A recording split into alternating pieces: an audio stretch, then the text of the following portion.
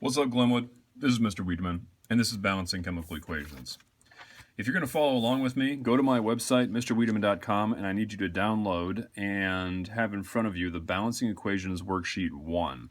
And that looks like this, where you write your ratio out to the right, and you have example problems that we did from class, and there are 15 total.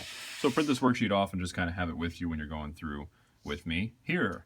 So anyway, just a fact about this worksheet. It's kind of confusing the way the font is. So an L and an I look the exact same on this worksheet. So here's the difference. The only time it's ever going to be an L is if it's in Cl or Al. This is the element chlorine. This is the element aluminum. That's the only time that thing right here that looks like an I and an L is going to be an L. Any other variation is going to be an I. For example, this is Ki and this is Al. So you know the difference. So that's just a heads up. Try to save you some headaches. Here's number 2. Here's how you balance chemical equations. You have to make sure the atoms on the left equal the atoms on the right. That is going to satisfy the conservation of mass. So in order to do that, I just place a line in between, separating my equation to the left side and the right side of the arrow, and list out the elements that you have on both sides. You find it for one, it has to be the other, and list out the numbers of each as you have. Na, there's no subscript and no number in front, there's 1. There's a subscript here that you get multiplied by, that's a 2. And here is 1 and 1. No number in front, no subscripts afterwards, so these are assumed 1s, so this is 1 and 1. So just pick an element and see if you can make it match. My Nas are good, my Is are not. There's 2 on the left side, there's only 1 here. I want to have 2 here. The way I do that is I put a number in front called a coefficient. And a coefficient is a large number you place in front of a compound that multiplies through all the elements. So basically it changes the numbers in that compound. And whenever you do this and you place a number in front, whether that be a 2, a 3, or whatever else, that's going to change all the numbers in that compound. So you place a coefficient on, it is going to change the numbers for the compound, the elements in it.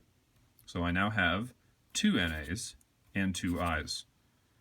Carry over the left side. Leave this alone for now. Take a look at the left. My Nas don't match, my Is do. So let's see if we can get Nas to match. On the right side there's 2, on the left side there's 1. So what I'm going to do is put a 2 in front of here. That changes this to 2. That is balanced. All my elements on the left equal to right. If you're ever asked to do the ratio, that's easy. All you do is you look at the coefficients. This is a 2. The hidden thing in front of here is a 1. And this is a 2. Your ratio for this compound is 2 to 1 to 2. Because the hidden 1 is right there. You just use the coefficients to get the ratio. All right, moving on to number 4.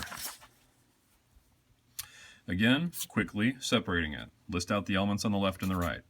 N and H. All right, list it out. I have 2 N's, I have 2 H's. I have 1 N over here, and I have 3 H's. So, pick an element and see if you can make it match. Right now, none of them do. I have 2 N's on the left, 1 N here. So I'm going to put a coefficient in front of this compound, a 2, that multiplies through everything. So it automatically changes for the elements that are in that compound. So now I have 2 N's, and now I have 3 times 2, 6 H's. Leave it here, go to the left. My N's are good, my H's are bad. So right now it doesn't match. 6 and 2. I want this to be 6. What number times 2 equals 6? 3. Balanced. What's your ratio? 1 to 3 to 2. 2. Easy. Take a look at number 6. This looks complicated because it looks like you have more elements than in the first 2 examples, but just follow this thing. It's going to be just as easy as any other thing you're doing. List out the elements, even if you see them multiple times, like H is here and here, just list it once because you're going to have to total them. I see an H, a Cl, a Ca, and an O. It has to be the same elements on the right side due to the law of conservation of mass. The elements always have to be on the left and the right, identical. So let's total them up. Well, here's an element, here's a compound with parentheses. This is a polyatomic ion. So anyway, whenever you have parentheses, you have to take the subscript that's on the outside and multiply it by the things that are on the inside. So therefore, I have 2 H's and 2 O's and only 1 Ca. So you basically just multiply it by the little guy on the outside. So let's total up our hydrogens first on the left side of this equation. There are 2 plus 1, that equals total of 3. Cl's, there's 1, Ca's, there's 1, and oxygens, there are 2. On the right side, I see 1 Ca, that's a terrible Ca right there. Cl's, I see 2, hydrogens, I see 2, oxygens, I see 1. Now let's just pick something and try to make it match. Doesn't matter, it doesn't have to be the first element. Sometimes it's just like a little guessing game and use your pencil and try a coefficient and change the numbers. If it doesn't work, then try something else. So I'm going to pick the second element this time to see if I can make this match. I have 2 chlorines on the right side of this equation. I only have 1 over here, so I'm going to try to make this be 2. When I put a 2 in front of there, it automatically changes my numbers of hydrogens and chlorines for the left side of this equation. So now it is 2 and 2. So let's see what else is not matching. My hydrogens are now matching, chlorines are now matching, calciums are now matching, oxygens are off. Okay. I want to have, oh wait a minute, look at this. I made a whoopsie. When I put a 2 in front of here, that gave me 2 hydrogens here, but also 2 here. That's a total of 4. Don't make that same mistake.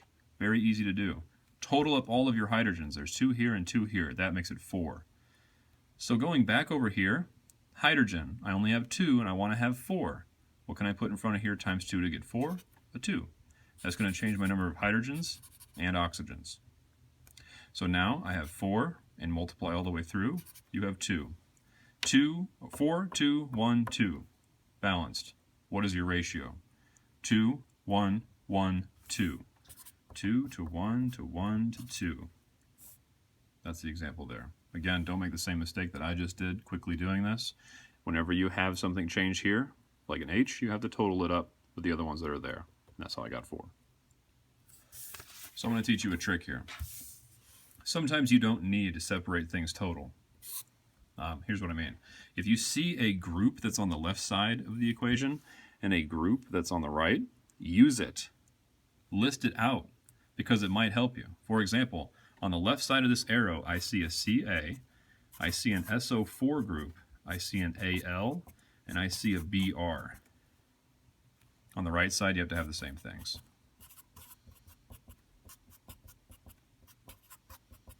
List out how many you see of each. I see 1 Ca. I see only 1 of these SO4 groups. I see 1 Al and 3 Brs. On the right side of the equation, I see 1 Ca. Take a look at this. How many of these groups do you have? Multiply it by the outside.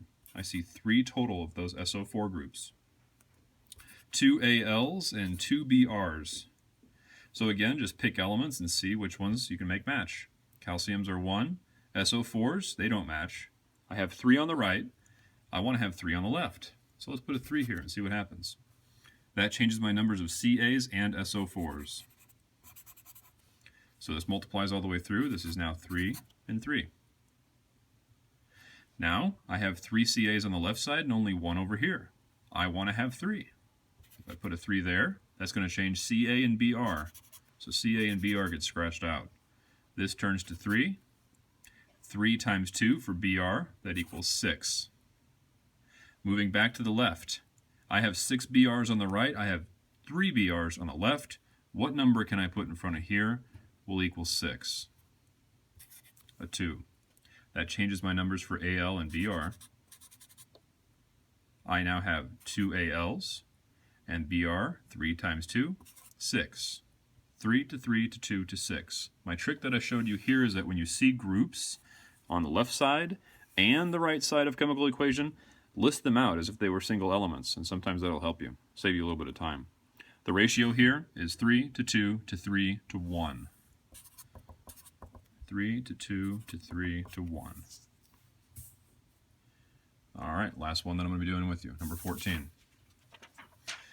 Number 14 again, split it, list it off. This is a trick that I'm going to show you again. I'm going to get to a certain point where I'm not going to be able to finish it, so I'm going to show you a trick to save you time. List out the elements. I see C, H, and O. That's a terrible H I drew, but you got it. C, H, and O. On the left side of the equation, I have 2 C's, I have 6 H's, I have 2 O's. On the right side, I have 1 C, total 2 and 3 O's, and hydrogens I have 2.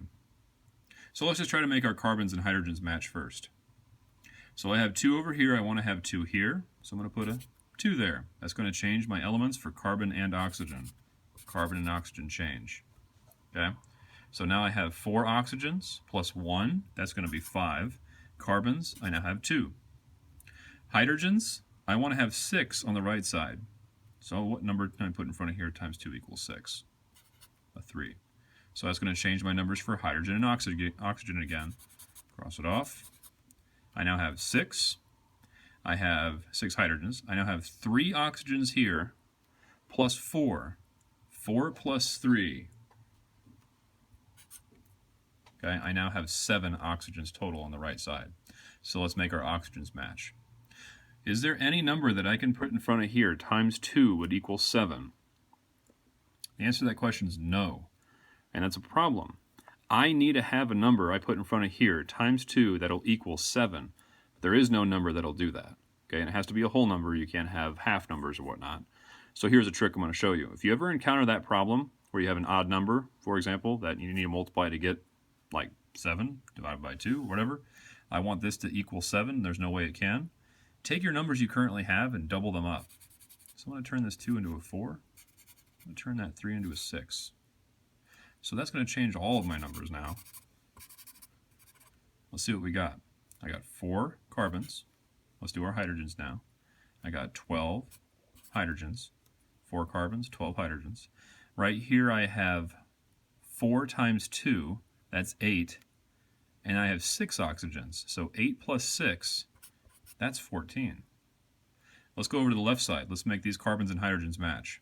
I want to have 4 carbons on the left side of the equation, but I only have 2 now. So if I put a 2 here, that'll give me 4. So that changes carbons and hydrogens. This is now 4.